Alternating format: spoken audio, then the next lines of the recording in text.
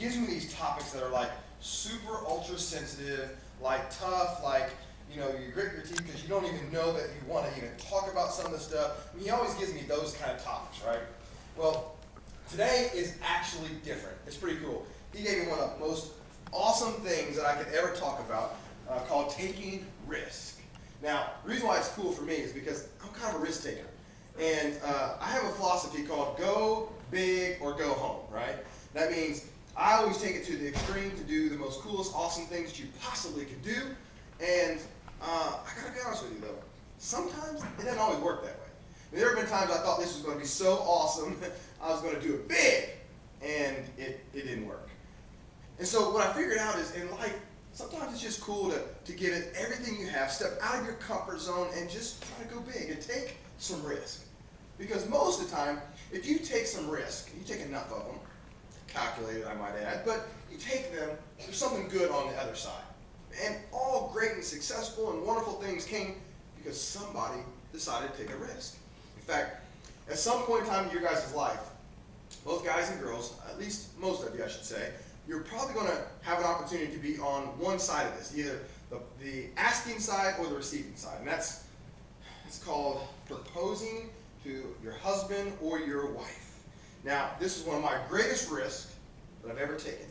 Now, my wife, so that kind of tells you what happened. It worked out okay for me. I had to come up with this really cool idea to do this. So imagine this. We're in Los Angeles, California.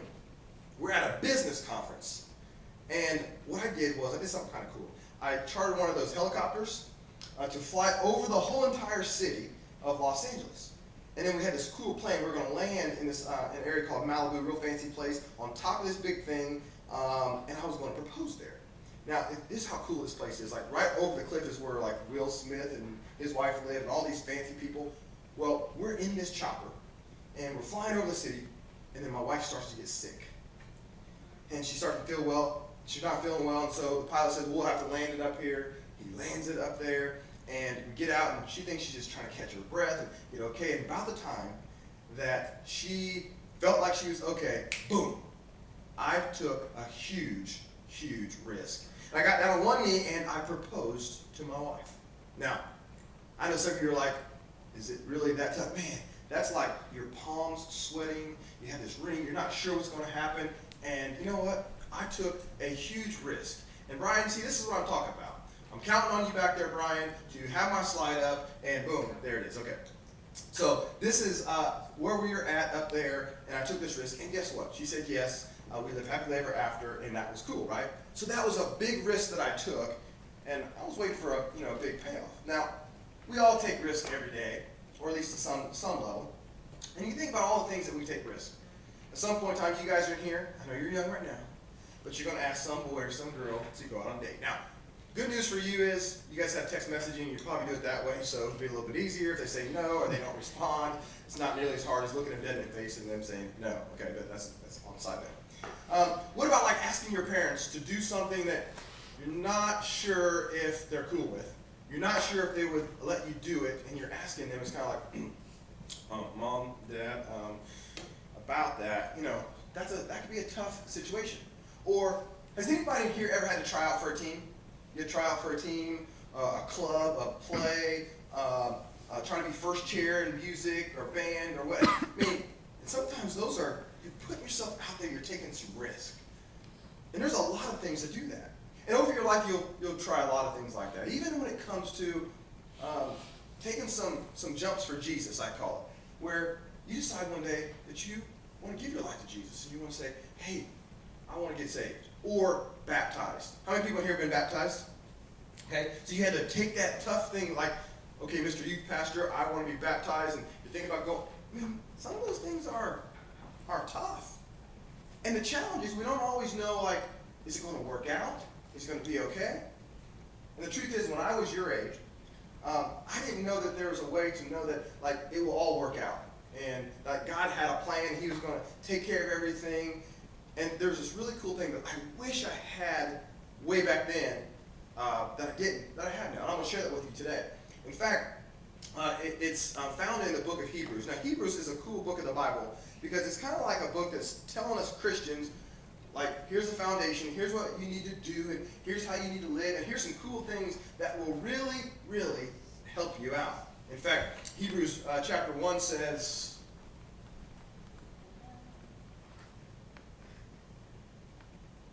Hebrews chapter 1, I got a backup plan here. So let me read what Hebrews chapter 1 actually says. It says, what is faith? Everybody say faith. Faith. Okay. What is faith? It is the confident assurance that something we want is going to happen. It is the certainty that what we hope for is waiting for us, even though we cannot see it. In other words, what faith is believing in something that you can't see, trusting that if you do it, it's going to work out. See, when I was a teenager, I didn't know really about faith. I didn't know that there's something I could believe in. And that's what it's like to believe in God. But you know what? It's tough. You're like, dude, I can't really see you. I kind of think I hear you. How do I believe in something that I don't know? Or how do I believe in something that maybe I don't understand? In fact, I think we do that almost every day if you think about it. Think about all the things that we believe and trust in on a daily basis we don't really know. Take that light switch. Okay, if I walk over to that light switch right now, and if I hit that button, what's going to happen? The light's going to come on, right? We have faith that that's what's going to happen. Now, does anybody know how that really happens, like the electrons and neutrons, all the stuff behind it, and how all that, so we have a couple people. See, you guys are really smart, I'm not. So I just know that if I do it, it's probably going to work. Same way with the computer. It's like, I don't know how it keeps all the information, text messaging. Oh, think about that one. Think about how much faith it takes to text. You pull out your phone, you type this message on your phone, and I know that if I hit send, it's going to go to the person that I want it to go to, not anybody else. Like, I don't know how that works, but it's kind of faith. Like elevators. How many people love to go in elevators? Like, they just like to go up and down them. Do you know there's like these cable things that are holding them, and we get in there every time we go, I just know if I do this, it's going to work. Or my personal favorite, I fly a lot. So I'm always sitting in the airplane looking out the window because I always want the inside seat. That's my spot. I fly Southwest Airlines, 5 rows back, the inside, got the most leg room. I've calculated, I'm telling you. But there's times I'm looking out, and I see these clouds. And I'm like, this plane, this big, like, 800 million ton plane is just chilling, flying over the clouds. I'm like, how does that happen? I don't know. But here's what I believe in, is that there's a pilot that knows what he's doing. He can take me up in the airplane, and at the end of the day, it's all going to work out. See, we have what I call everyday faith that we rely on. And we just trust that they're going to happen. In the Bible, there are a lot of characters that they use their faith to step out and take a huge risk and do something nobody else thought they could do. I mean, like dangerous stuff. Like, probably the one that many of us know from the Bible is David and Goliath, right? Who knows about David and Goliath? Well, what happened with David and Goliath? David was a little bitty dude, right? And he was going to fight the big dude, Goliath. Now, imagine this. Imagine, guys, anybody watch WWE wrestling? Anybody know any wrestling people? Okay, so back in my day, there's this big guy, his name is called Andre the Giant. He's like the biggest wrestler. He was 7'4", 520 pounds. He's that big. You guys know who The Rock is, right? That means he was a foot taller than The Rock and weighed twice as much as The Rock. Just to give you some idea. So imagine Elijah standing right here, looking at Andre the Giant saying, I'm getting ready to take you down. We would all be laughing like, no, you're not, dude. You're getting ready to get squashed. But that's what David did when he stepped out there and said, I'll take on that guy. And guess what? He became King David. There are things like Moses, or people like Moses, right? Hey, follow me. I got you. We're going out of this place. And people are looking at him like, man, you're crazy. But he took some faith, listened to God, and decided he was going to go where other people had never been before. Or probably the most important is what Jesus did. When Jesus said, look, I'm going to take this step of faith. I'm going to go to this cross. I'm going to die for everybody's sins. And what he was saying was, I'm going to take this huge risk. But I know there's a payday on the other side. And I guess what I'm trying to get us to think about today is, are we willing to get out of our comfort zone a little bit and take some risk?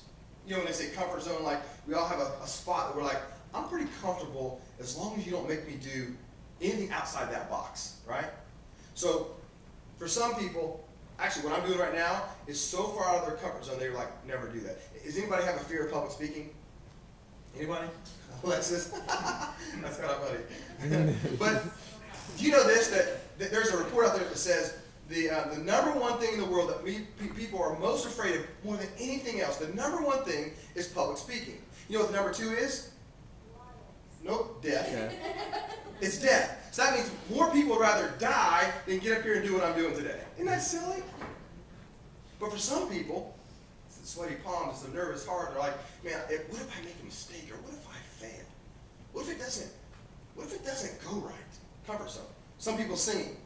I mean, like if you ask me to sing right now, drop the mic, I'm gone. Okay? Not doing it. But some people like that. There are things that are in our comfort zone that we're okay with doing. There's some things that we're not. And so what I think God is always putting on our heart is, let me get you out of your comfort zone a little bit. Let me challenge you to do some more, because there's some awesome things on the other side of that. I was thinking about many things that I did when I was your age, and one of them, I remember, it was like the biggest time I ever yellowed it in my life. Like this was a true yellowed it moment. I did it, right? When I was a fifth grader, where are my fifth graders at? Fifth graders? Okay. Sixth graders? Okay, a couple sixth graders. Okay. So after my fifth grade year, so how was that? Like 11? 11? Okay. Now this is way back in the old days. I convinced my mom and my grandpa to let me go to a basketball camp. Not any basketball camp. It was Syracuse basketball camp in New York. I lived in Lafayette, Indiana.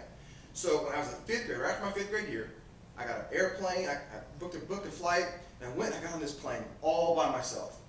Now remember, this is back in the old days. So I couldn't text my mom, I couldn't FaceTime her, there was none of that stuff going on, right? And I got on a plane, flew all the way to New York, and when I got there's a guy with a sign that said Syracuse basketball camp. And I didn't know who he was, and I went and I got in a van with this guy, went to the Syracuse basketball camp, and I stayed there for a week. And the only thing I could do, when I got there, I got to call my mom and say I made it. And one other time during the week, I got to go to the payphone, something you guys don't know about, but put in some quarters, and I called her and said, Mom, I'm okay, I'm having fun. And then she picked me up on the other side. Now, it was something I wanted to do, but man, that was such a big risk. And I'm not going to lie about it, I was a little scared, I was a little bit nervous. But see, that was my opportunity to go to camp and do something absolutely amazing. And I didn't know it then, but man, that's one of my greatest memories as I look back on things that I got to do. And here's what it was. I got out of my comfort zone, and I took some risks. You know, looking back, there was a few other risks that I took, and I remember the first time that I decided that I was going to go down and give my life to Jesus. In the church I was in, you could just raise your hand. You had to actually get out of your seat. You had to walk all the way down in front of all those people and look at them and say, I think I want to know this Jesus dude. I remember looking at my dad, and I got up and I walked down there, and I took some risk, and man, that's been the greatest decision that I've ever made. Being baptized, actually on a couple occasions for me, was an awesome step in realizing that, man, these are some cool things I got to do for Jesus that have really helped me. And every person in here, you get to decide, can I take some risk? I think one of the cool ones is going to camp. Now, my camp experience was basketball, because I didn't ever get invited from somebody to go to camp. And so I heard earlier that everybody here, you're already going to camp. So here's what I want to just remind you is somebody else is maybe just like me. Nobody's ever asked them to go to camp. Nobody said this is going to be the most awesome, incredible trip of your entire life. You're going to do the coolest things. And we all know that you get to meet Jesus there too sometimes. So, I'm going to challenge some of you to invite some people there. And then on the other side of it, I want to challenge you today too. What is something that's in your comfort zone right now, or outside of your comfort zone, because you're sitting in your box, and you're like, if I do that, I don't know what's going to happen. I don't know if I go there, I don't know what that's going to look like. In your small groups, I want you to start thinking about, what's something that would almost scare me to do? That I almost have to go on my hands and knees every day, like, God, I need you to help me in this thing. I got to get you to make me feel okay with this. I need to know that it's going to be okay to do and step out of my comfort zone to make this thing happen. Because I believe that if you just go big so you don't have to go home, when you look back, it'll be some of the greatest times of your entire life. So let me close with a little bit of prayer. Gracious and eternal God, we just come to you today to say thank you. Thank you for putting a little something on the inside of us that's moving us to want to take risks for you, to share your word, to encourage people, to get outside of our comfort zone, to accomplish things that maybe we didn't even believe were possible. God, we just thank you so much for your son Jesus, who took a big step, a leap of faith, and it worked out good for each and every one of us.